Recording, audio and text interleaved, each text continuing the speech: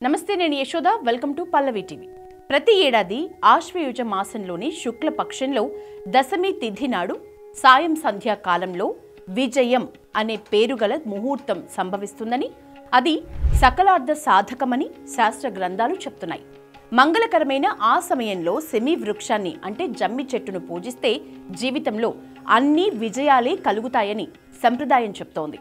Semi వృక్షాన్ని ఎందుకు పూజించాలి అనే సందేహానికి శాస్త్ర గ్రంథాలు సమాధానం చెప్పాయి. జమ్మి చెట్టు పాపాల్ని దూరం చేస్తుంది, శత్రువుల్ని తరిమి కొడుతుంది. పూర్వం త్రేతాయుగంలో రావణాసురుణ్ణి సంహరించే సమయంలో రాముడికి అద్వితీయ శక్తిని ప్రసాదించింది. ద్వాపర యుగంలో అర్జునుడికి దివ్యమైన ధనుర్బాణాలని ప్రసాదించి యుద్ధంలో విజయుణ్ణి చేసింది. ఇలా సెమి వృక్షం విజయాలకు కారణం కావటం వల్ల విజయదశమి గొప్ప పండుగగా రూపొందింది. ప్రాచీన కాలం నుంచి ప్రజా పాలకులైన రాజులకు విజయ యాత్ర ముహూర్తంగా ఈ పవిత్ర దినం పూజల్ని అందుకుంటోంది. పూర్వం రాజులు వర్షాకాలం ముగిసిన తర్వాత శరత్కాలం ప్రారంభంలో విజయ యాత్రలు చేసేవారు. ఆ శుభ ముహూర్తమే విజయదశమి.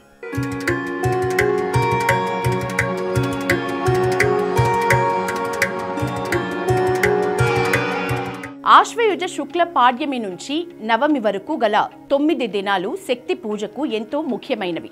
నవరాత్ర దీక్షతో 9 రోజులు శక్తిని పూజించిన దీక్షా పరులు విజయదశమి నాడు దీక్షను ముగిస్తారు.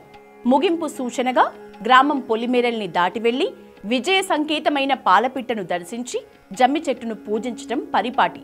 పూజించిన జమ్మి ఆకులను పవిత్రంగా భావించి బంధుమిత్రులకు ఆత్మీయులకు ఇచ్చి వారి శుభాకాంక్షల్ని ఆశీస్సుల్ని అందుకుంటారు. విజయదశమి నాడు ప్రకృతిలో అపరాజిత అనే శక్తి ఆవహించి ఉంటుందని, ఆ శక్తిని పూజించటం వల్ల పరాజయాలు లేని భావి జీవితం సంప్రాప్తిస్తోందని లోకుల విశ్వాసం. అపరాజిత శక్తి విజయాల్ని మాత్రమే కాకుండా మోక్షాన్ని ప్రసాదిస్తుందని స్కాంద పురాణం చెప్తోంది. శ్రవణ నక్షత్రంతో కూడిన ఆశ్వయుజ శుక్ల దశమి నాడే విజయ ముహూర్తం సంభవిస్తుందని ఆర్షవాక్కు. ఈ పుణ్యదినం రోజునే పూర్వం దేవదానవులు పాల కడలిని చిలికి అమృతాన్ని సాధించారని పురాణాల కథనం. అమృతాన్ని సాధించి పెట్టిన దినం కనుక ఇది విజయదశమిగా సార్థకమైంది. అమృత సాధక పుణ్య దినమైంది. విజయదశమిని దసరా అని పిలుస్తారు. దశ విధాలైన పాపాల్ని హరించేది కనుక దశహర అనే పేరొచ్చిందని, కాలక్రమంలో అదే దసరా అని వాడుకలోకొచ్చిందని పెద్దలు అంటారు. దసరా నాడు రావణ కుంభకర్ణుల బొమ్మల్ని కాల్చివేస్తూ రావణ దహనమని, రామలీల అని పెద్ద ఎత్తున ఉత్సవాల్ని నిర్వహిస్తారు. దుష్ట సంహారం ద్వారా ధర్మాన్ని నిలపటమే ఈ ఉత్సవాల్లోని పరమార్థంగా కనిపిస్తుంది. ప్రాకృతికంగా పరిశీలించినప్పుడు శరదృతువు ప్రసన్నతకు నిలయంగా కనిపిస్తుంది. అప్పటిదాకా వర్షాలతో చిత్తడి చిత్తడిగా మారిన నేలలన్నీ శరదృతువు ప్రారంభంలో వర్షాలు ఆగిపోవటం వల్ల ఎండిపోయి నిర్మలమవుతాయి. జలాశయాలన్నీ నిండు కుండల్ని తలపిస్తాయి. శరత్కాలంలో చంద్రుడి కళలు ఉత్కృష్టంగా ఉంటాయి.